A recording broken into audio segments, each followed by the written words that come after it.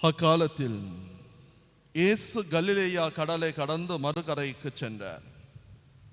அதற்கு திபேரிய கடல் என்று பெயர் உண்டு.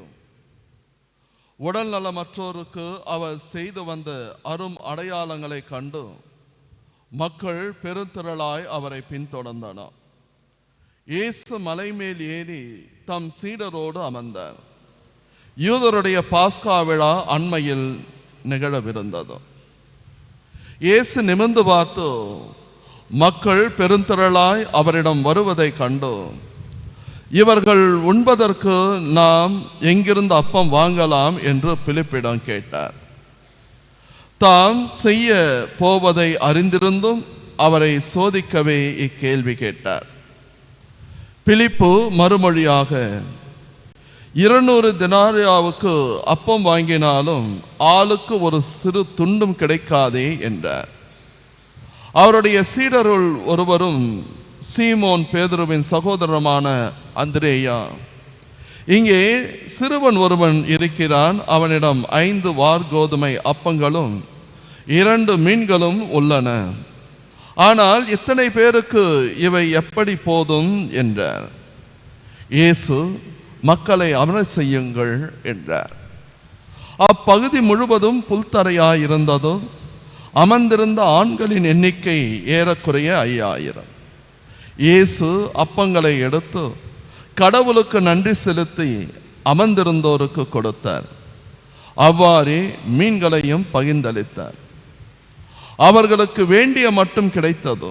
அவர்கள் வயிறார உண்டபின் ஒன்றும் வீணாகாதபடி எஞ்சிய துண்டுகளை சேர்த்து வையுங்கள் என்று தம் சீடரிடம் கூறினார். மக்கள் உண்டபின் 5 வார்கோதுமை அப்பங்களிலிருந்தும் எஞ்சிய துண்டுகளை சேர்த்து சீடர்கள் 12 கூடைகளில் நிரப்பினார்கள். இயேசு செய்த இந்த அரும் அடையாளத்தை கண்ட மக்கள், உலகிற்கு வரவிருக்கும் இறைவாக்கினர் உண்மையில் இவரே என்றார்கள். அவர்கள் வந்து தம்மை பிடித்து கொண்டு போய் அரசராக்கப் போகிறார்கள் என்பதை உணர்ந்து இயேசு மீண்டும் தனியாய் மலைக்கு சென்றார். இது கிறிஸ்து வழங்கும் நற்செய்தி. கிறிஸ்துவே உமக்கு புகழ்.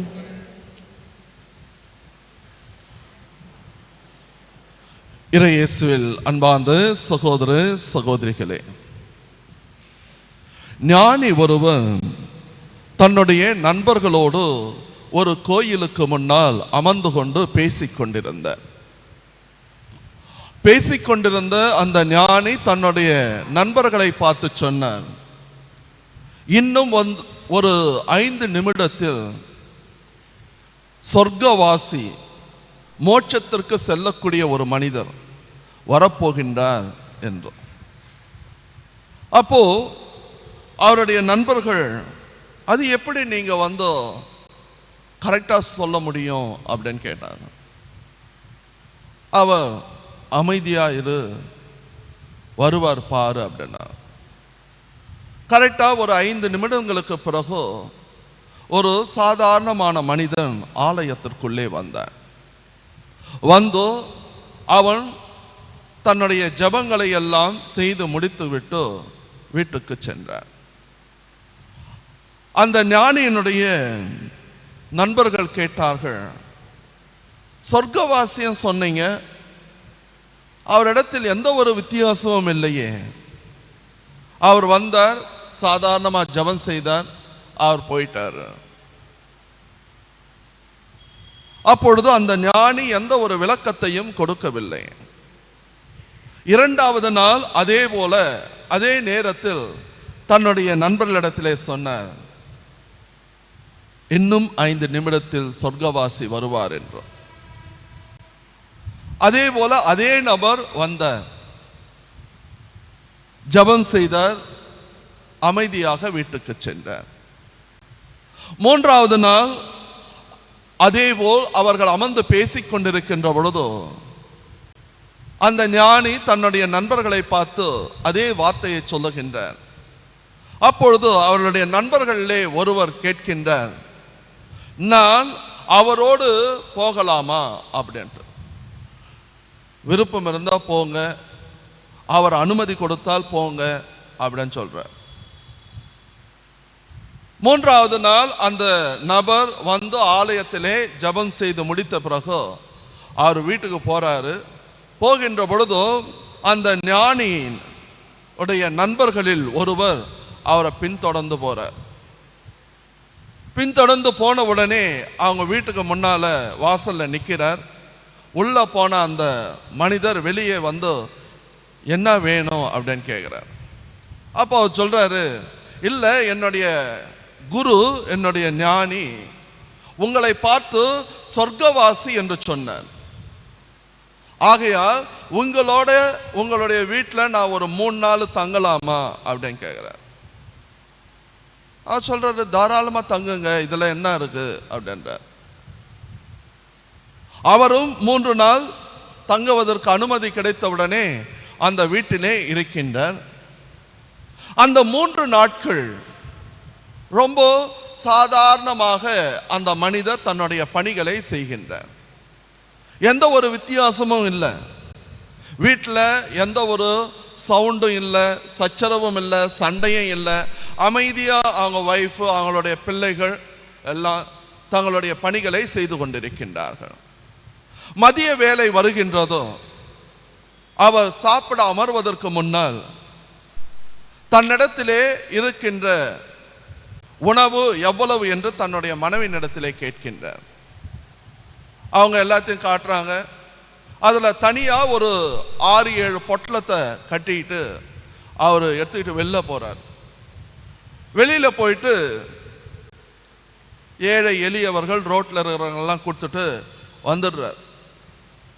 3 நாட்கள் கழித்த பிறகு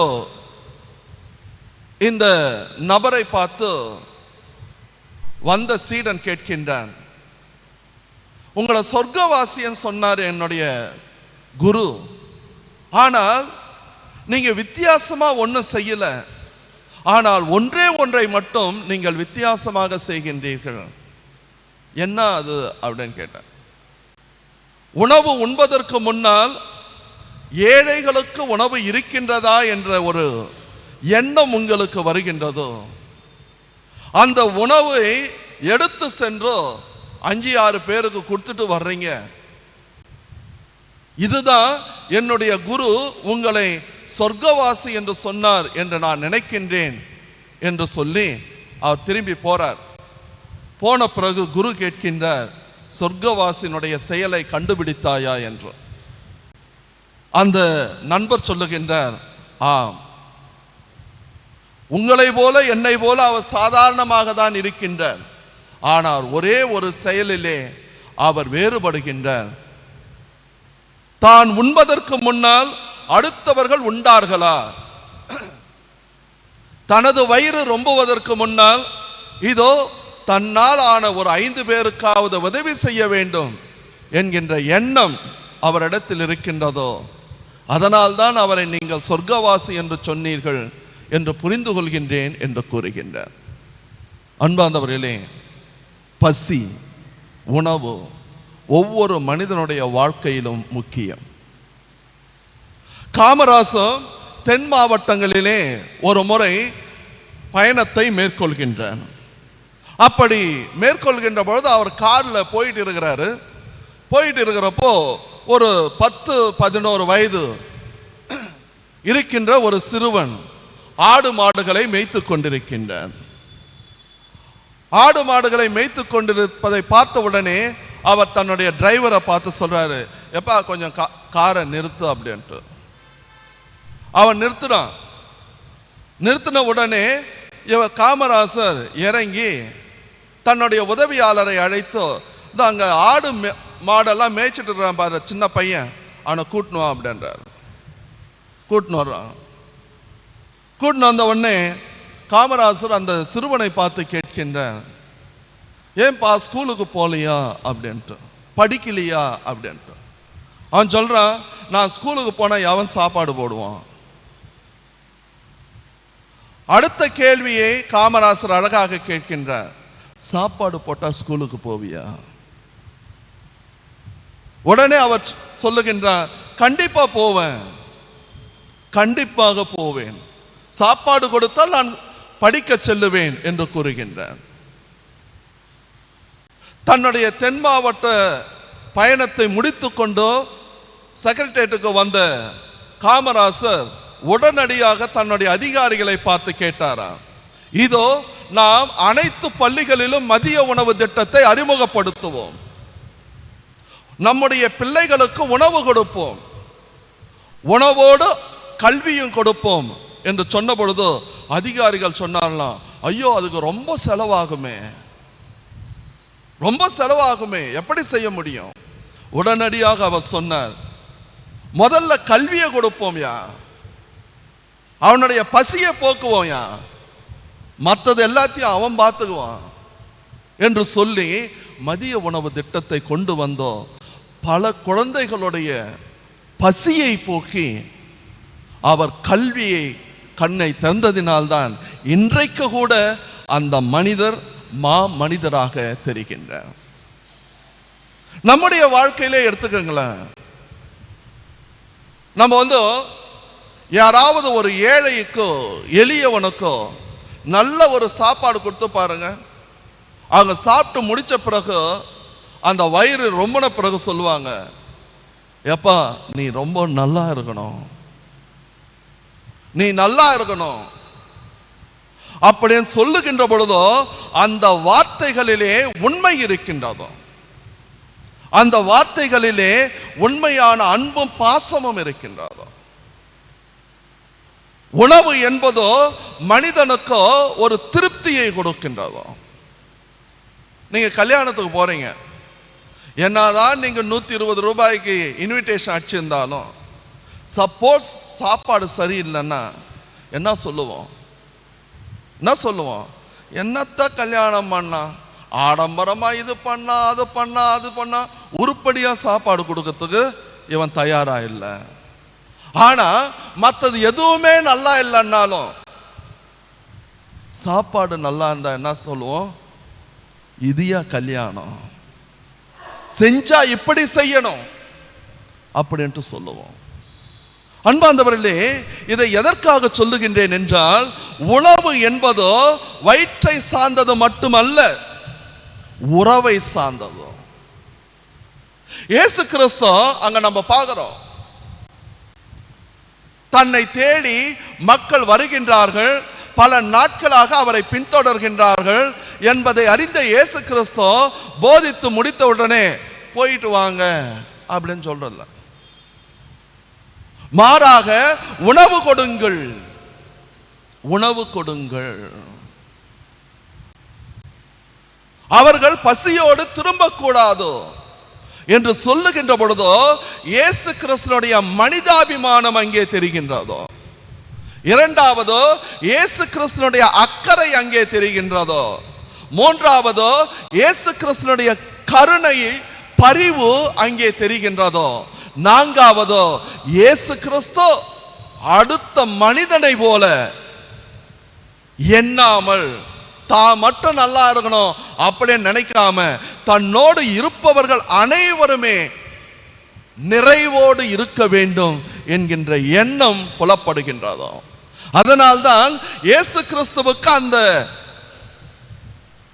மக்களுக்கோ அந்த இயேசு கிறிஸ்து ஒரு கடவுளாக தெரிந்தார், கடவுளாக தெரிந்தார்.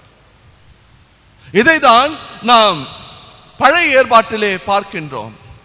சாரபாத் கைம்பெண் இதோ தனக்கு இருந்த அந்த மாவையும் எண்ணெயையும் வார்த்தோ முதலிலே ஒரு அப்பத்தை அந்த இறைவாக்கினருக்கு கொடுத்ததினால்தான் கடவுள் அந்த கைம்பெண்ணை அபரிவிதமாக ஆசீர்வதித்தார்.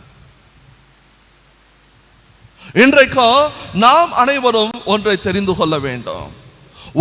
ஒருவருக்கு உணவு கொடுக்கின்ற பொழுதோ அது உன்னுடைய உறவினை மட்டும் அவர்களோடு வளர்க்கவில்லை, மாறாக உனக்கும் கடவுளுக்கும் இருக்கின்ற உறவையும் அது வளர்க்கின்றதோ என்பதை தெரிந்து கொள்ள வேண்டும்.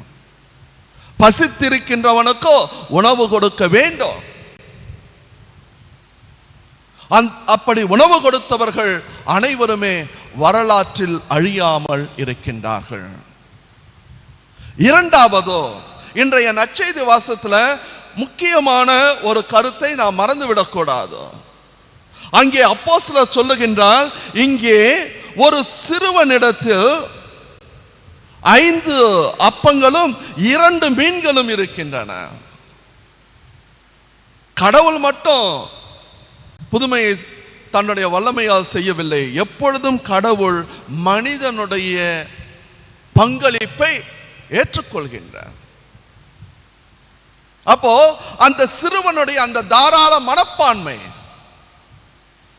5 அப்பங்களையும் 2 மீன்களையும் ஆண்டவர் இயேசு கிறிஸ்துவினிடத்தில் எடுத்து கொண்டு வந்து கொடுத்தார். அப்போ அவனுக்கு எவ்வளவு ஒரு பெரிய மனசு இருக்கணும். நம்ம பல நேரத்தில் நினைக்கிறோம் கடவுள் தானா வந்து அற்புதத்தையும் அதிசயத்தையும் செய்வார் என்று. இல்லவே இல்லை. மாறாக மனிதன் நினைக்க வேண்டும். நான் தொடக்கத்தில் சொன்னது போல எத்தனையோ தலைவர்கள் இருந்தார்கள். ஆனால் 12 வயது 10 வயது சிறுவனுடைய பசியை காமராசர் என்கின்ற அந்த ஒரு மனிதர் உணர்ந்ததினால்தான் தமிழகத்திலே இன்றைக்கு கல்வி அறிவு இவ்வளவு பெருக்கெடுத்து இருக்கின்றதோ. அதே போல்தான் அந்த இயேசு கிறிஸ்து உணர்ந்தார், இவர்கள் பசியாக இருக்கின்றார்கள், உணவு கொடுக்க வேண்டும் என்றோ.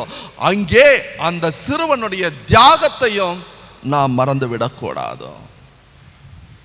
தான் மட்டும் சாப்பிடணும் அவன் நினைக்கல, மாறாக அதை இயேசு கிறிஸ்துவிடத்துல கொடுப்போம். அந்த எண்ணம். அன்பார்ந்தவர்களே, தவக்காலத்தில் பல ரொம்ப அரிசி எல்லாம் எடுத்துன்னு வந்து கொடுத்தீங்க, உங்களுடைய பங்கு கோயிலில் கொடுத்துருப்பீங்க. உங்களுக்கு எல்லாருக்கும் கடவுளுடைய ஆசீர்வாதம். நான் மட்டும் சாப்பிடணும் அப்படின்னு நீங்க நினைக்கல, ரொம்ப பேர் அதை செஞ்சீங்க. நம்மளுடைய கிறிஸ்துவ மக்கள், கத்தோலிக்க மக்கள் செய்து கொண்டிருக்கின்றீர்கள், பாராட்டுகின்றேன். இதை தொடர்ந்து செய்யுங்க. ஏதோ ஒரு ஏழை, எங்கோ ஒரு ஏழைக்கோ அந்த உணவு செல்லுகின்ற பொழுது நீங்கள் கடவுளோடு ஒரு உறவை வளர்க்கின்றீர்கள்.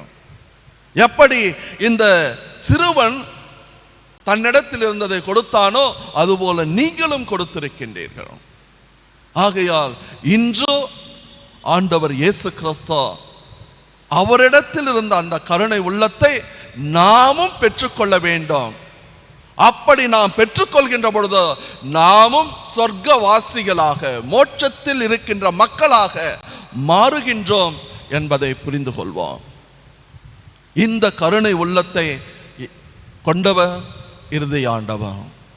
அந்த ஆண்டவர் இயேசு கிறிஸ்துனுடைய உள்ளத்தில் இருந்து வழிகின்ற அந்த பரிவு, இரக்கம் உங்களையும் உங்களுடைய குடும்பங்களையும் நிறைவாக ஆசீர்வதிப்பதாக.